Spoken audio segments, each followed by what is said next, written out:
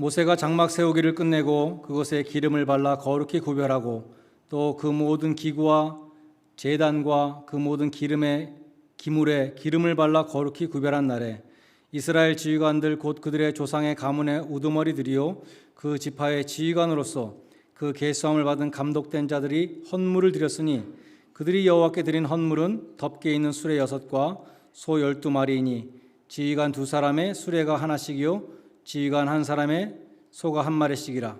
그것들을 장막 앞에 드린지라. 여호와께서 모세에게 말씀하여 이르시되 그것을 그들에게서 받아 레위인에게 주어 각기 직임대로 회막 봉사에 쓰게 할지니라. 모세가 수레와 소를 받아 레위인에게 주었으니 곧 게르손 자손에게는 그들의 직임대로 수레 2과 소 4마리를 주었고 무라리 자손들에게는 그들의 직임대로 수레 4과 소 8마리를 주고 제사장 아론의 아들 이다말에게 감독하게 하였으나 고핫 자손에게는 주지 아니하였으니 그들의 성소의 직임은 그 어깨로 매는 일을 하는 까닭이었더라. 제단에 기름을 바르는 날에 지휘관들이 제단의 봉헌을 위하여 헌물을 가져다가 그 헌물을 제단 앞에 드리니라. 여호와께서 모세에게 이르시기를 지휘관들은 하루 1사람씩 제단에 봉헌물을 드릴지니라 하셨더라. 첫째 날에 헌물을 드린 자는 유다지파 암미나답의 아들 나손이라.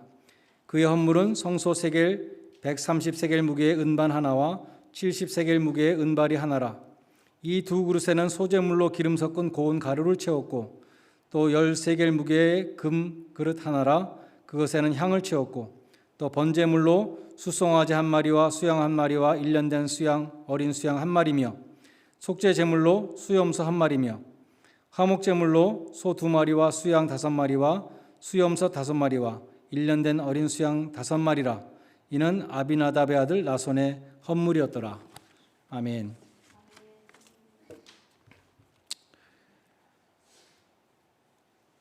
오늘 본문에 나오는 이 헌물이라는 단어, 오늘 설교 제목인데요. 영어로는 오퍼링인데 히브리어로는 고르반입니다. 고르반. 여러분 들어보신 적 있죠? 예수님이 고르반에 대해서 말씀하셨어요.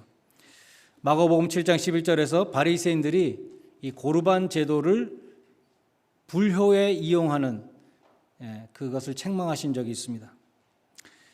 마가복음 7장 11절에 보면 너희는 아버지나 어머니에게 드리려고 했던 것이 고르반 곧 하나님께 드림이 되었다. 이렇게 하기만 하면 그만이라고 한다. 이렇게 말씀하셨어요. 그러니까 당시 사람들이 부모님에게 드려야 될 것을 아까워서 고르반이다. 하나님께 바친 것이다. 이렇게 말하고 안 드렸다는 것이죠. 여기 고르반의 정의가 예수님의 말씀 속에 나오는데 하나님께 드린 예물입니다. 그래서 오늘날 우리에게는 이것은 헌금에 해당하는 것이죠. 민수기 7장은 성경에서 2번째로 긴 장입니다. 성경에서 가장 긴 장은 어딘지 아십니까? 시편 119편이죠. 오늘 민수기 7장 89절까지 있는데 우리가 17절까지 읽었잖아요. 12절로부터 17절까지 첫 번째 지휘관이 유다 지파 지휘관이 드린 그 예물의 내용이 나오고 쭉 이어서 12지파가 다 나오는데 드린 예물의 내용이 똑같습니다. 글자 하나도 안 틀리고 똑같아요. 우리 생각에는 왜 이렇게 길게 했을까? 나머지 12지파가 다 똑같이 예물을 이와 같이 드렸더라 하면은 될 것 같은데 첫째 날에, 둘째 날에, 셋째 날에 하면서 12날까지 다 가는 거예요. 왜 그랬을까? 워렌 웨어스피 목사님이 이렇게 설명했습니다. 하나님이 헌물을 드린 사람의 이름과 헌물의 내용을 일일이 성경에 기록하셔서 영원히 보존되게 하셨다는 것은 한 사람 한 사람의 관심을 가지시고 그 한 사람 한 사람이 드린 예물을 다 귀하게 보신다는 것입니다. 요한복음 10장 3절에 하나님은 우리의 이름을 아신다 그랬고 또 누가복음 10장 20절에 보면 하늘나라 생명책에 우리의 이름을 한 사람 한 사람 다 기록한다 그러셨죠. 주님 앞에 설 때에 각 사람에게 칭찬이 있으리라 고린도전서 4장 5절 말씀하고 각각 일한 대로 상을 받는다 고린도전서 3장 8절에 말씀합니다. 그래서 아무도 간과되지 않고 아무도 군중 속에 파묻히지 않는 것이죠. 우리가 한국에서 졸업식 할 때는 대표 한 사람만 나가서 졸업장을 받고 나머지는 다 이하 동문하고 나중에 졸업식 끝난 다음에 졸업장을 찾아가고 그랬죠. 근데 미국에서는 어떻습니까? 한 사람 한 사람씩 다 나와서 일일이 졸업장을 디플로마를 주는 것을 알 수 있죠. 성경의 방법은 한 사람 한 사람을 하나님이 다 기억하시고 일일이 기록하신다는 것입니다. 하나님은 오늘날도 우리 한 사람 한 사람이 드린 헌금을 일일이 연락하십니다. 하나님은 헌금을 중요하게 보십니다. 찰스 스윈덜 목사님이 이렇게 말했어요. 돈은 성경적이지 않으며 신령하지 않다는 통념은 사실이 아니다. 돈은 주 예수 그리스도에 대한 우리의 사랑과 주님의 영원한 사역에 대한 우리의 헌신을 표현하는 가장 중요한 수단이다. 돈은 헌신의 깊이에 대한 객관적인 측정치가 될 수 있다. 이 헌금에 대한 설교는요, 목사에게 또 저에게 제일 부담스러운 거예요.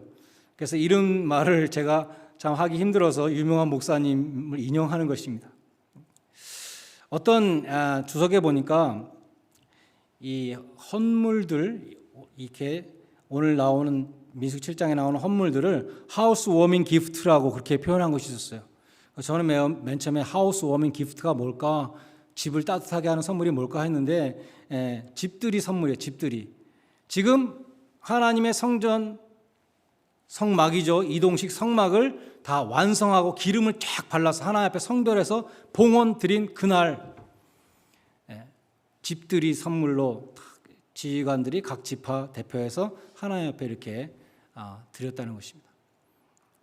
우리가 처음 이 예배당에 들어왔을 때 제가 듣기로 피아노를 도네이션 하신 분도 있고, 그때 뭐 교회 밴을 도네이션 한 분이 있고, 뭐 여러 가지 뭐 조명을 하신 분도 있고, 들어올 때 봉헌, 교회 입당할 때 다 사람들이 기쁜 마음으로 봉헌하는 것과 마찬가지로 이 사람들이 모세가 장막 세우기를 끝내고 그것에 기름을 발라 거룩히 구별하고 그 모든 기구와 제단과 모든 기물에 기름을 발라 거룩히 구별한 날에 헌물을 드렸습니다. 특별히 족장들은 수레 6대와 소 12마리를 드렸습니다. 장막은 백성들과 함께 이동하는 모바일 생추어리였죠. 그러니까 운송 수단이 필요했던 것입니다. 그래서 가장 필요한 것을 바쳤죠. 그런데 각 자손들에게 지금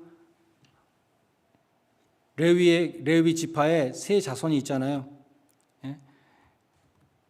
게르손 자손, 무라리 자손, 고핫 자손 세 자손이 있는데 균등하게 나눠준 것이 아니라 필요에 따라 나눠줬습니다. 게르손 자손에게는 수레 2대와 소 4마리 주었습니다. 그들은 비교적 가벼운 휘장들을 운반하는 책임을 맡았어요. 양장, 휘장, 덮개를 운반했습니다. 근데 무라리 자손에게는 수레 4대와 소 8마리를 줬습니다. 2배를 줬죠.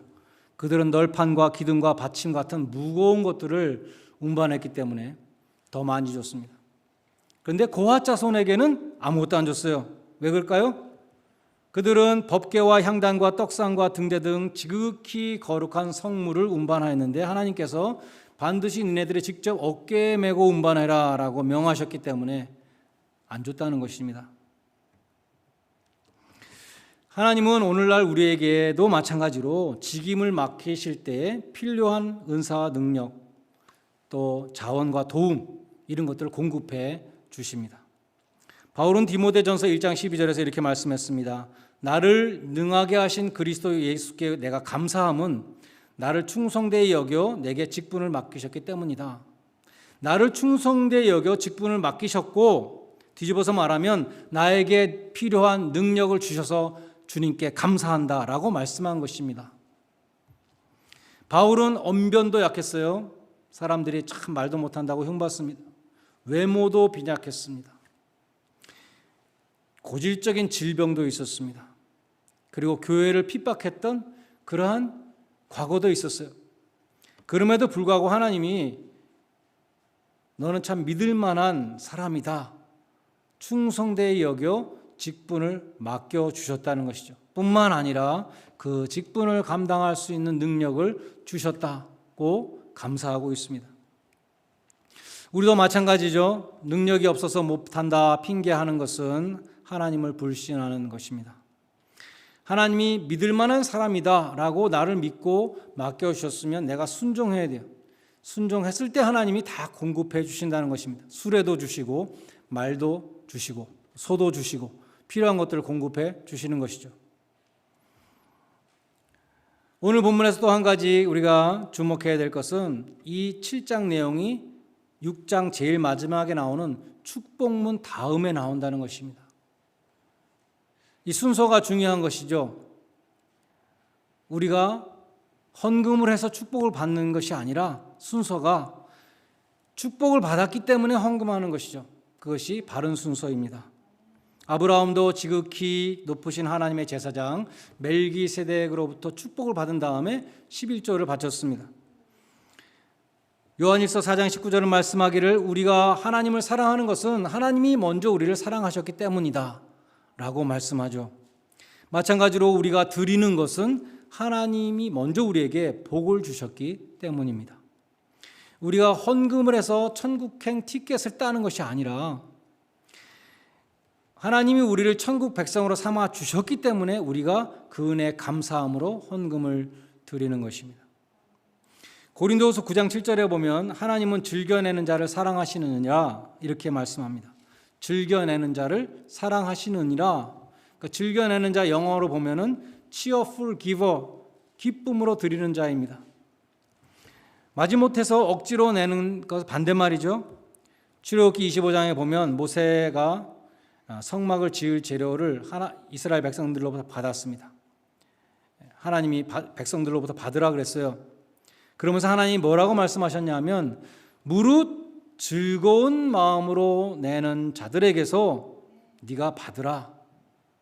기쁨으로 드리는 자들에게 받으라. 이렇게 명하셨어요.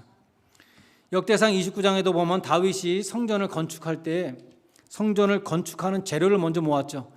솔로몬이 건축했지만 다윗은 하나님이 너는 안 된다 그러니까 재료를 평생 모았습니다.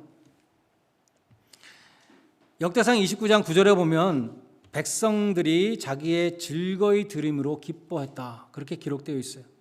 다윗도 백성들이 너무나 즐거움으로 드리는 것에 감격해서 이렇게 말합니다. 나와 백성이 무엇이간데 이처럼 즐거운 마음으로 드릴 힘이 있나이까. 모든 것이 주께로 말미암아 싸우니 우리가 주의 손에서 받은 것으로 주께 드렸을 뿐입니다. 라고 감사했습니다. 성경은 다 그렇습니다. 모세가 지은 성막도 마찬가지예요. 출애굽기 35장 21절에 보면 무릇 마음이 감동된 자와 무릇 자원하는 자가 와서 성막을 짓기 위하여 여호와께 드렸다라고 기록되어 있습니다.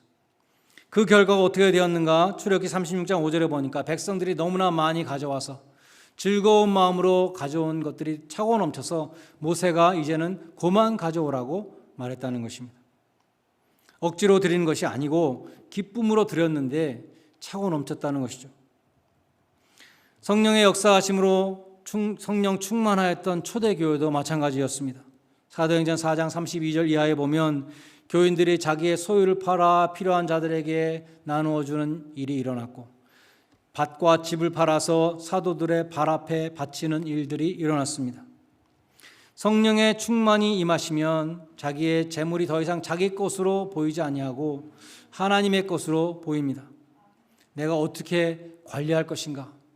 청지기의 마음으로 변하는 것이죠. 소유가 아니라 청지기의 마음으로 물질을 대하게 되는 것입니다.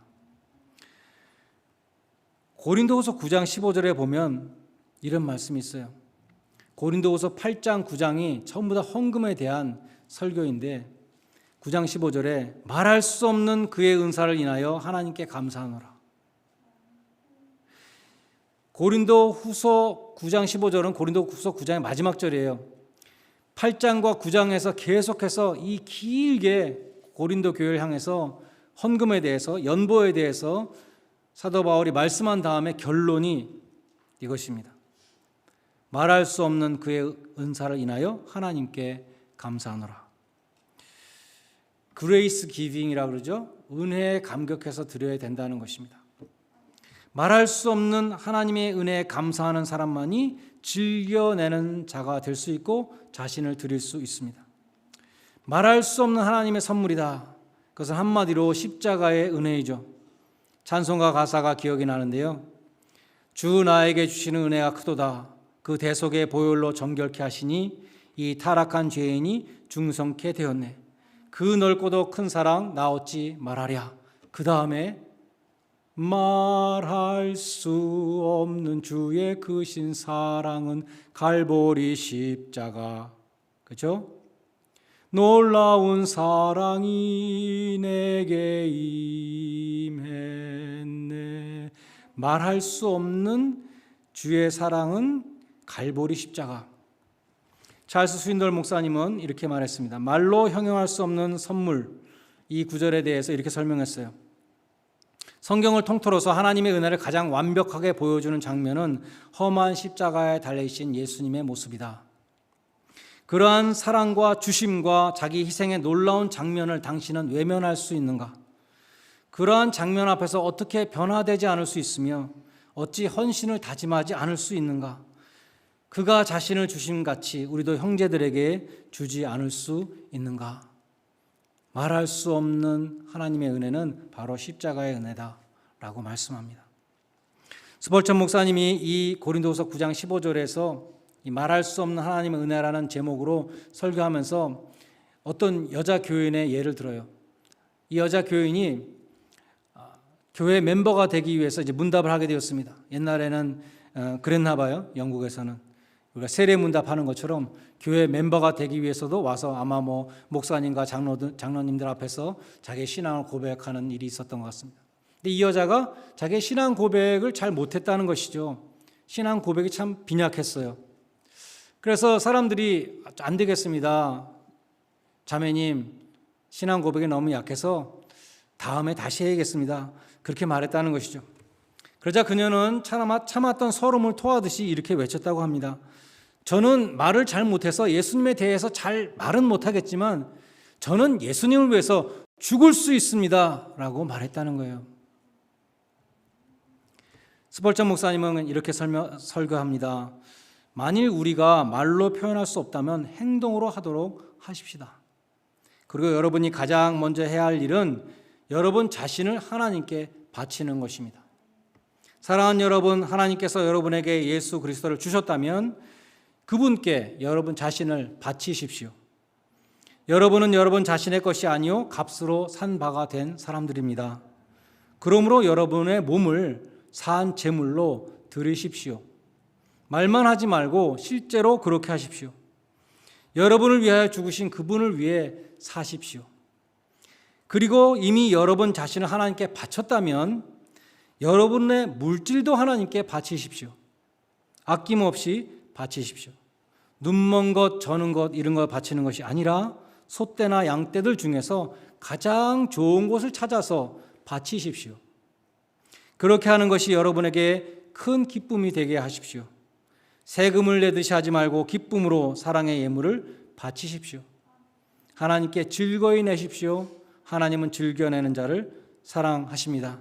돈으로 향기로운 것을 사서 그분께 드리십시오. 여러분의 희생물 중에서 기름을 취하여 그분께 드리십시오. 우리의 영원히 복되신 하나님을 위하는 것은 아무리 좋은 것, 아무리 귀한 것을 드려도 결코 지나치지 않습니다. 우리가 사랑하는 주님을 위하여 즐거이 옥합을 깨뜨릴 때에 주님께서는 우리의 손에서 그 옥합을 받아 주실 것입니다. 우리의 전생애가 거룩한 헌신의 행위들로 가득 차게 하십시다. 고린도 후서 8장 6절과 7절에 보면 은혜라는 단어가 나오는데요. 이 은혜라는 단어는 헌금이라는 단어를 뜻하고 있어요. 고린도 후서 8장 6절에 보면 시작한 은혜를 완성하라. 너희가 처음에 시작한 헌금을 마지막까지 끝까지 하라. 그런 뜻이에요. 7절에는 너희가 믿음과 말과 지식과 사랑에 풍성한 것 같이 은혜에도 풍성하게 하라. 헌금도 풍성하게 하라. 그런 뜻입니다. 그래서 성경에 보면 은혜하고 헌금은 인터체인지어블 하다는 것입니다. 그 정도로 밀접한 것입니다. 그래서 우리의 드림은 grace giving, 은혜에 감격해서 드리는 드림, 십자가에 말할 수 없는 은혜에 감격해서 드리는 드림이 되어야 한다는 것입니다. 민수기 7장 결론에 누구이드 목사님이 이렇게 결론 지은 것을 봤습니다. 여러분은 주님으로부터 받은 그 엄청난 복을 실감하십니까? 그렇다면 아무도 여러분들에게 헌금을 하라고 간청하거나 강요할 필요가 없을 것입니다. 여러분에게는 그리스도의 이름이 존귀케 되고 주님의 은혜가 빛나게 해드리기 위해서 드리고자 하는 소원의 마음이 있을 것이고 최대한 많이 드리기를 기뻐할 것입니다. 여러분의 삶을 기쁘게 부어드려서 주님의 놀라운 자비하심이 널리 전파되기를 여러분은 원하실 것입니다. 제가 다른 목사님들의 설교를 인용해서 말씀드렸어요. 여러분들이 거부감을 가질까 봐. 제가 여러분들에게 헌금 많이 하라는 것으로 받지 마시고 하나님의 말씀으로, 하나님이 여러분에게 하신 말씀으로 받으시기를 바랍니다. 마지막으로 민수기 7장 마지막 절에 보면요, 89절까지 있다 그러잖아요. 89절을 잠시 상고하고자 합니다. 89절을 제가 읽겠습니다. 모세가 회막에 들어가서 여호와께 말하려고 할 때에 증거계 위 속죄서 위의 두 그룹 사이에서 자기에게 말씀하시는 목소리를 들었으니 여호와께서 그에게 말씀하시었더라. 모세가 지성소에 들어갔습니다. 하나님 앞에 다 봉헌한 다음에 하나님께서 약속하신 것이 있잖아요. 언약궤 위에 그 두 그룹이 있는데 그 사이에서 내가 너를 만나겠다. 모세가 이제 하나님께 말을 하기 위해서, 기도하기 위해서 들어갔는데 하나님이 말씀을 하셨다는 것입니다. 하나님의 목소리를 들었다, 음성을 들었다라고 기록되어 있습니다. 성경을 보면 모세는 하나님과 대면하여 말씀하시던 자라 여러 곳에 있습니다. 하나님은 오늘날도 성경 말씀을 통해서 우리에게 대면하여 말씀하십니다. 성경에는 두 부류의 사람이 있습니다. 하나님의 말씀에 대해서 귀를 닫아버린 사람들이 있었고, 하나님의 말씀에 대해서 귀를 예민하게 기울이고 순종했던 사람들이 있었습니다. 솔로몬이라는 사람이 있잖아요. 솔로몬은 둘 다예요. 처음에는 하나님의 말씀, 하나님의 음성을 들었습니다. 1000번제를 드리고 어떤 교회에서 1000번제 새벽기도 한다고 하는데 1000번 새벽기도 하려면 3년 가까이 해야 되죠. 굉장히 많은 거죠. 1000번제를 드리고 하나님이 솔로몬에게 축복해 주셨어요. 내가 너한테 무엇을 주기 원하느냐. 그러니까 솔로몬이 하나님의 백성들을 잘 다스릴 수 있는 지혜를 주십시오. 하나님이 칭찬하셨죠. 네가 부귀 영화를 구하지 않고 하나님이 주신 직분, 왕의 직분을 잘 감당할 수 있도록 지혜를 달라고 네가 청했으니 참 네 기도가 내 마음에 든다. 지혜는 물론이고 역사상 너처럼 지혜로운 사람이 없을 것이며 네가 구하지 아니하는 부귀 영화까지 주겠다라고 축복해 주셨어요. 근데 그것이 독이 되어서 솔로몬이 부귀 영화를 누리게 되었을 때 하나님의 말씀을 더 이상 듣고자 하지 않았습니다. 1000번제를 드리며 하나님 앞에 나아가는 모습이 이제는 없어졌어요. 하나님 말씀에 분명히 이방 여인들과 결혼하지 말라고 분명히 기록되어 있는데도 불구하고 외교 정책으로 이웃들과 다 평화롭게 지내기 위해서 이웃 나라의 공주들하고 다 결혼을 했습니다. 그러한 이방과의 정략적인 결혼이 영적인 재앙이 된다는 것을 알면서도 행했습니다. 결론은 어떻게 되었는가? 솔로몬 자신이 이방 우상들을 섬기는 사람이 되었고 하나님의 성전에 그 이방 우상들을 갖다 놓았습니다. 그렇게까지 변하게 되었던 것이죠. 반대로 솔로몬이라는 사람은 하나님의 음성에 어렸을 때부터 마지막 사역을 놓을 때까지 계속 하나님의 말씀에 귀를 기울이고 하나님의 말씀대로 순종했던 사람이었습니다. 사무엘상 3장 1절에 보면 아이 사무엘이 엘리 앞에서 여호와를 섬길 때에는 여호와의 말씀이 희귀하여 이상이 흔히 보이지 않았다. 말씀과 이상이 희귀하였다. 말씀과 이상은 선지자들의 사역이었습니다. 당시에는 선지자들이 없었다는 것이죠. 이제 하나님은 사무엘을 선지자로 세우셔서 말씀하시게 되었습니다. 아모스서 8장 11절로 13절에 보면 이런 말씀이 있습니다. 주 여호와께서 가라사대 보라 날이 이를지라 내가 기근을 땅에 보내리니 양식이 없어 주림이 아니라 물이 없어서 가람이 아니라 여호와의 말씀을 듣지 못한 기갈이라. 사람들이 이 바다에서 저 바다까지 북에서 동까지 비틀거리며 여호와의 말씀을 구하되 얻지 못하리니 그날에 아름다운 처녀와 젊은 남자가 다 갈하여 피곤하리라. 말씀이 없다는 것이 그처럼 무섭다는 것을 말씀합니다. 극심한 기근에 비유했어요. 하나님의 말씀이 없다는 것은 이스라엘을 버리셨다는 것이고 이스라엘의 멸망을 뜻했습니다. 그처럼 이스라엘은 심각한 위기에 처해 있었습니다. 사회는 무법천지고 엘리의 두 아들 제사장들은 타락했습니다. 그런 상황에서 하나님은 어떻게 하셨는가? 선지자를 세우셔서 말씀을 보내셨습니다.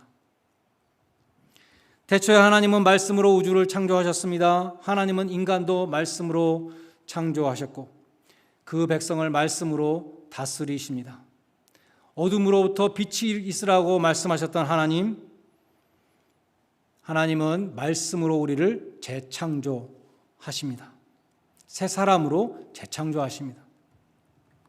그러므로 우리도 위기에 처할 때 가장 필요한 것이 무엇인가? 하나님의 말씀입니다. 인생의 위기에서 우리는 하나님의 말씀이 필요합니다. 시편 19편에 보면 하나님의 말씀이 우리의 영혼을 서성케 하며 우리를 지혜롭게 하고 우리의 마음의 기쁨을 회복시키며 우리의 눈을 밝게 하기 때문인 것입니다. 그처럼 하나님은 계속 말씀을 보내시는데 왜 사람들이 하나님의 말씀을 듣지 못하는가? 하나님은 오늘도 말씀하시는데 왜 사람들은 그 말씀을 듣지 못하고 있는가? 우리가 하나님의 말씀에 포커스를, 주파수를 맞추지 않기 때문입니다. 제가요, 사모의 말을 잘 알아듣지 못해요. 그래서 사모가 뭐라고 말을 하면 저는 꼭 뭐라고? 라고 물어봅니다. 그래서 사모가 문제 있다, 귀가 잘못됐다. 그래서 저를 이어 닥터한테 데리고 갔어요. 이어 닥터한테 가서 히어링 테스트를 했습니다. 저도 하고 사모도 했는데요. 누구 귀가 더 좋았겠습니까? 제 귀가 더 좋았습니다. 제가 더 작은 소리를 들었어요. 그런데 왜 사람 말귀를 못 알아듣는가? 이어 닥터가 말하기를 제가 주의가 산만해서 그렇답니다. Attention deficit. 그러고 보니까 제가 옛날에 토플 시험 볼 때 리스닝 점수 안 좋았어요. 소리는 들리는데 무슨 소리인지 못 알아듣는 거예요. 하나님의 음성은 광야에서 가장 잘 들린다 그러죠. 광야에는 아무런 소리가 안 들리고 하늘하고 땅밖에 없습니다. 그래서 광야는 아주 스피리추얼한 곳이다. 모세도 광야에서 하나님을 만났고 야곱도 광야에서 돌베개 베고 잠을 잘 때 하나님을 만났고 세례 요한도 광야에서 외쳤고 예수님도 광야에서 40일 금식하셨고 성경에서 광야라는 곳은 아무 소리 들리지 않는 그 광야가 아주 스피리추얼한 곳으로 나오잖아요.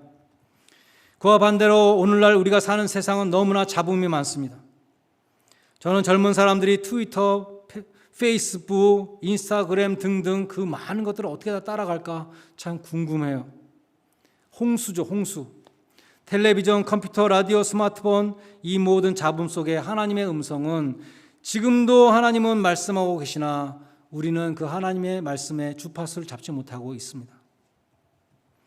우리는 이 어지러운 세상에서 하나님의 말씀에 주파수를 맞춰야 합니다. 촉을 세우고 안테나를 세워야 합니다. 하나님의 말씀을 기대해야 합니다. 사무엘처럼 말씀하옵소서 종이 듣겠습니다 라는 자세를 갖고 기다려야 하는 것이죠. 하나님은 너희가 전심으로 나를 찾고 찾으면 나를 만나리라 예레미야 29장 13절에서 말씀하셨습니다. 요즘 전염병 전문가들의 말을 들어보면 이 상황이 내년 말까지 계속될 거라 그래요. 올해 말이나 내년 초에 백신이 나오는데 백신이 나온다고 다 해결되는 것이 아니라 지금 미국에는 백신 안 맞겠다는 사람이 25%나 된다 그러죠. 나머지 75%가 다 백신을 맞는데 시간이 굉장히 오래 걸리고 75%다 맞아도 그 효과가 60% 정도밖에 안 된다는 것입니다. 미국 사람들만 다 맞아서 되는 것이 아니라 전 세계 모든 민족이 다 맞아야 되겠죠. 이게 국경이 없이 왔다 갔다 하니까. 그렇죠? 그래서 백신이 나온다고 한두 달 내로 해결되는 것이 아니라 엊그저께 닥터 파우치도 내년 연말이 되어야 조금 좋아질 것이다. 그렇게 얘기했어요. 이 팬데믹이 비즈니스 하는 분들 지금 다 힘들어하고 있는데 정반대로 아마존처럼 더 잘 되는 기업도 있습니다. 지금 교회가 다 힘들고 교인들이 다 다운되고 있다고 말하고 있지만 그렇지만 우리의 신앙생활을 오히려 더 잘할 수 있는 기회로 바꾸도록 우리는 그렇게 노력해야 돼요. 사람들을 만나지 못할 때 우리는 하나님을 만나도록 우리가 노력해야 됩니다. 우리가 요즘 사람들을 만나지 못하니까 사람들의 소리가 별로 들리지 않죠. 그럴 때 우리는 하나님의 음성을 듣기 위해서 노력해야 할 것입니다. 모세처럼 지성소에 들어가시고 말씀과 기도 가운데 하나님과 대면하여 교제하는 기회를 삼으시기 바랍니다. 함께 모여서 예배 드리지 못하는 이 기간 동안에 솔로몬처럼 예배와 기도의 자리를 떠나가는, 세상을 사랑하여 우상을 섬기는 자리로 나아가는 그러한 분이 한 분도 없기를 바랍니다. 오히려 날마다 지성소에 들어가는 성도들이 되셔서 회개하라, 천국이 가까웠다, 이 시대를 분별하라, 하나님의 선하시고 온전하시고 기뻐하시는 뜻을 분별하고 순종하시는 그러한 복된 성도들이 다 되시기를 주님의 이름으로 간절히 축원드립니다. 기도하시겠습니다. 하나님 아버지, 말할 수 없는 하나님의 은혜에 감사하여서 주님께 우리 자신을 먼저 드리고 자원하는 마음으로 예물을 드리는 헌신자들이 되게 하여 주시옵소서. 함께 모여 예배드리지 못하는 기간이 길어지면서 예배의 자리를 떠나는 지체들이 있을까 두렵습니다. 날마다 지성소에 들어가서 주님을 대면하게 하시고 지금도 말씀하시는 주님의 음성을 듣고 변화를 받게 하시며 하나님의 선하시고 기뻐하시고 온전하신 뜻을 분별하고 순종하는 복된 성도들이 되게 하여 주시옵소서. 예수님의 이름으로 기도드리옵나이다.